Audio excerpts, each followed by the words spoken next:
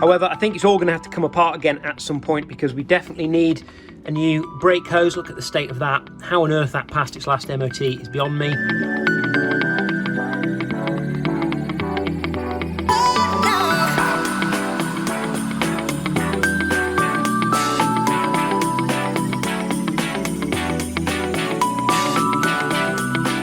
So we are road tripping to go and get the wheels for the 944. I have bought some Teledials, but they are in Woking in London.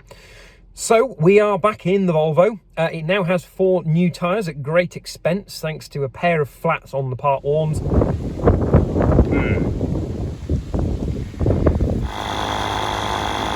Oh, this is fun.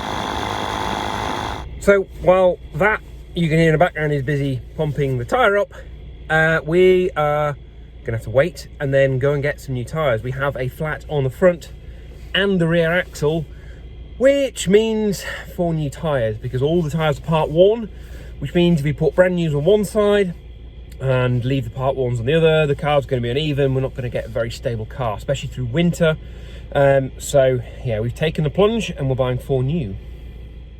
Right, we're here at our friendly tyre fitter and those look like our new tyres. Woohoo! New tyres! Woohoo! We really should clean this car, it's disgusting. It was an expensive ordeal, but it feels like it was the right move to make because we've gone for an A-rated for wet weather tyres, some Hankook tyres, and we now appear to have some of the worst rain I've seen since I think 2019. So good idea to have nice, fresh, brand new 0-mile wet weather tyres. Right, well, Mrs. Automotive Tales has just put £20 of the diesel, which was 12 litres. That's terrifyingly expensive. And we're going to head down the M1.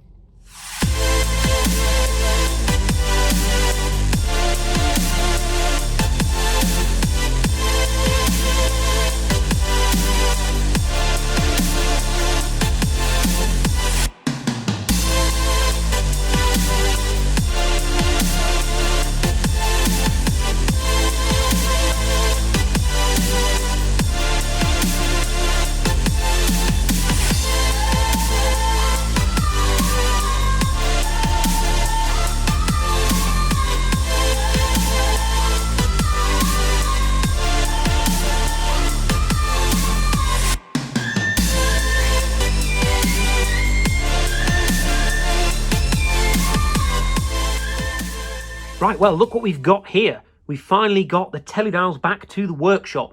So the next job is to give these a clean, see what sort of state they're in. They look like they've got pretty good tread on the tyres, but the seller did say that the tyre walls are quite perished. So I don't know if you can make it out on the camera, but there's definitely some perishing on those tyre walls. So these tyres will need replacing, but being 225 60 R15s, they ain't going to be hugely expensive to replace. So let's get them scrubbed up, see what sort of state they're in.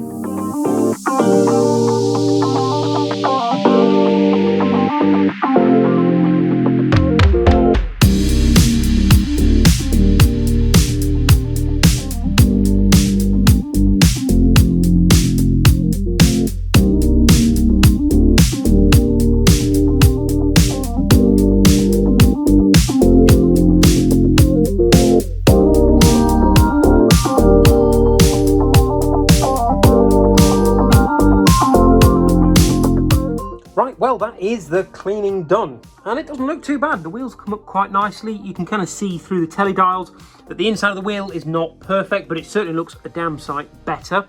There's a lot of little tiny sort of imperfections in the paint, but there's no sort of curbing or you know, road rash around the outside. So I think they're probably okay to go on the car, certainly for now. So the only thing left to do is clean the other 3. Joy.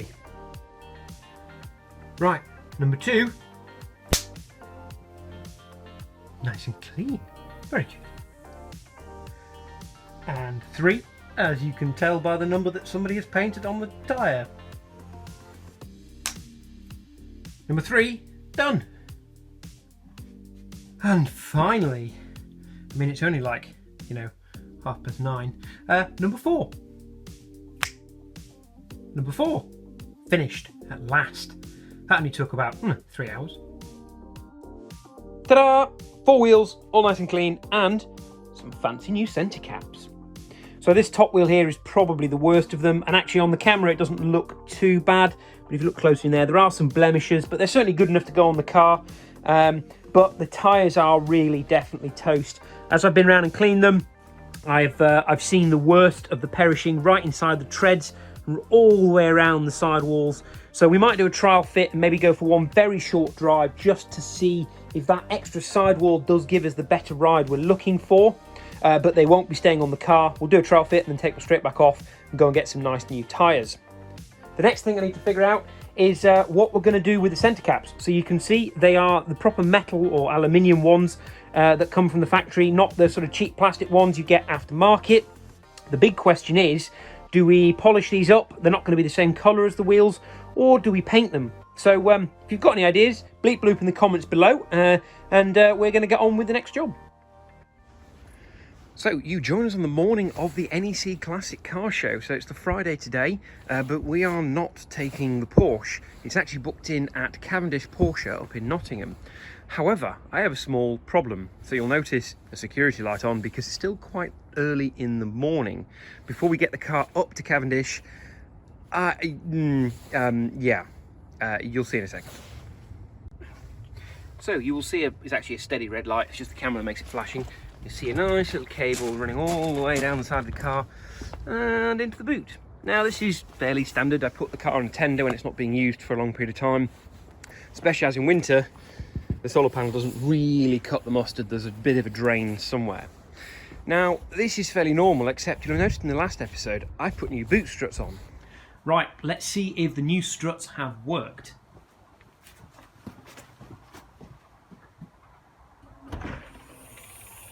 Get in! So my normal process is to disconnect the battery, pop on the tender and lean the boot on the cable and it stays nice and dry. I disconnected the battery, connected the tender and then tried to lean the boot onto the cable. And you remember that what happens when you release the boot is it pops up all of its own accord. So I decided to close the boot and now I can't open it because it uses a solenoid to release the catches on the left and the right, which means with the battery disconnected the boot doesn't open. Bugger. So I now have to route in through here. You can see I've had to go already. Try and get to the battery, which is underneath here, and reconnect it while leaning over the rear seats. At least it's a hatchback, I guess.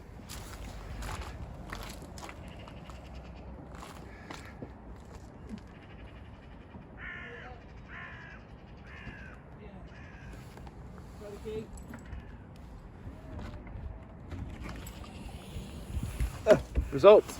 Now I've got to do is get out.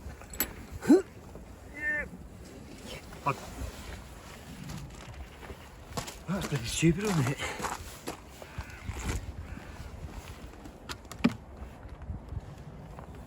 Hopefully the boot seal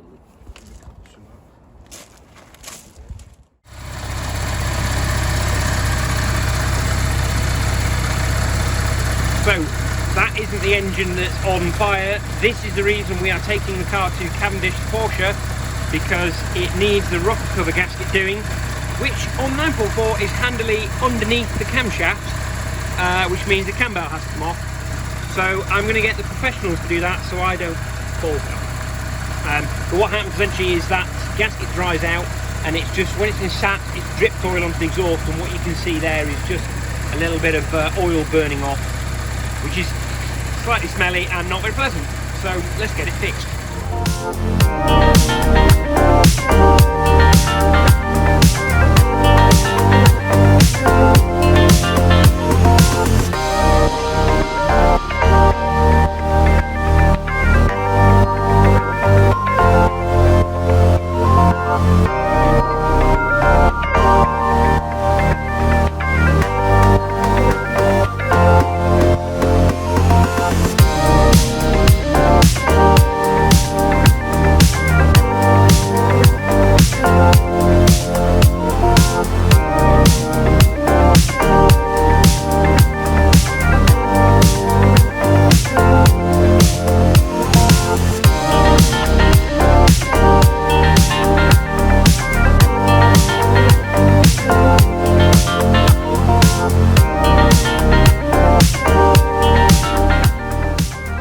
So, we made it with the smoky Porsche.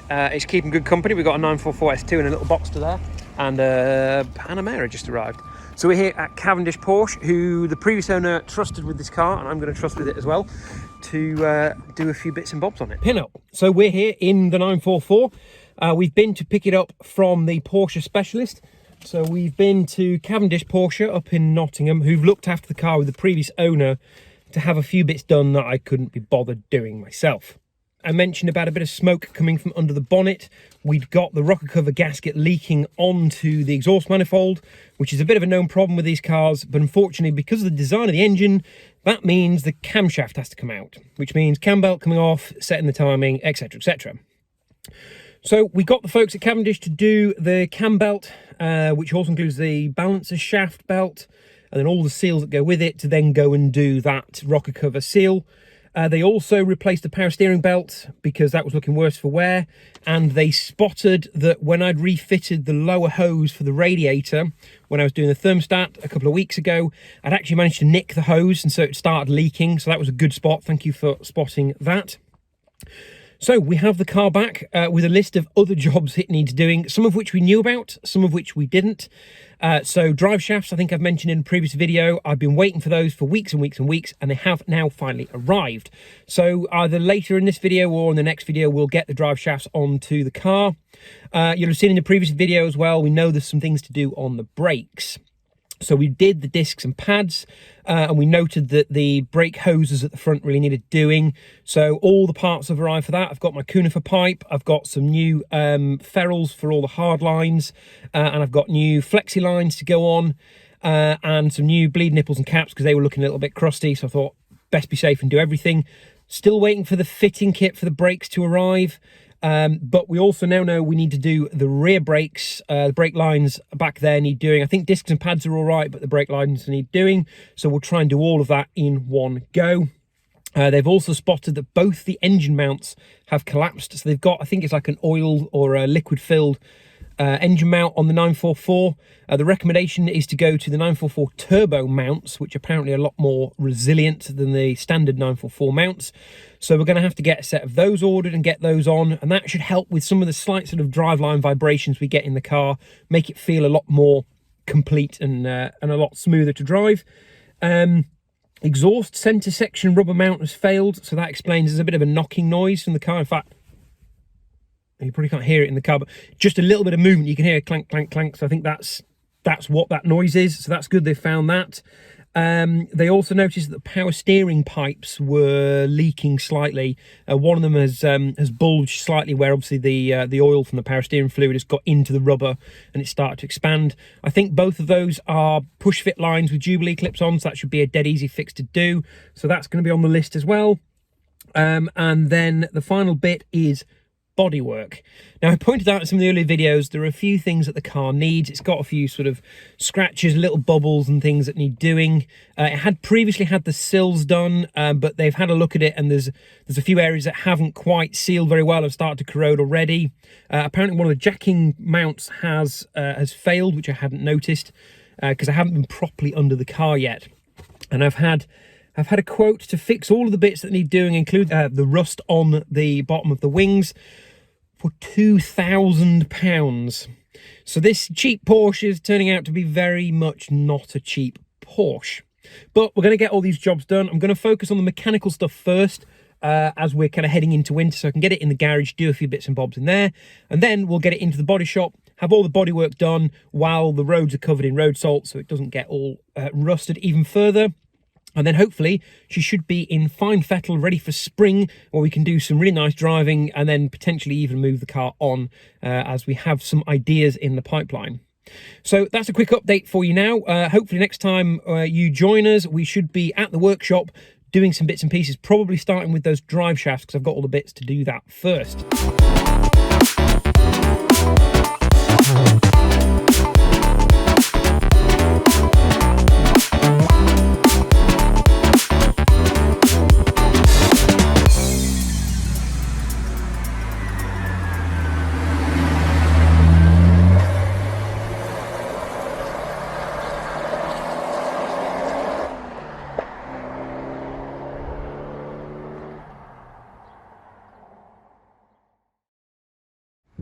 Yeah, well, looks like we have a lake.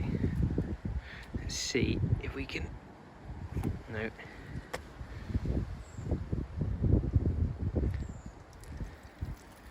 There we go. Regular maintenance item on a 944 is to get a pipe cleaner to prevent a lake.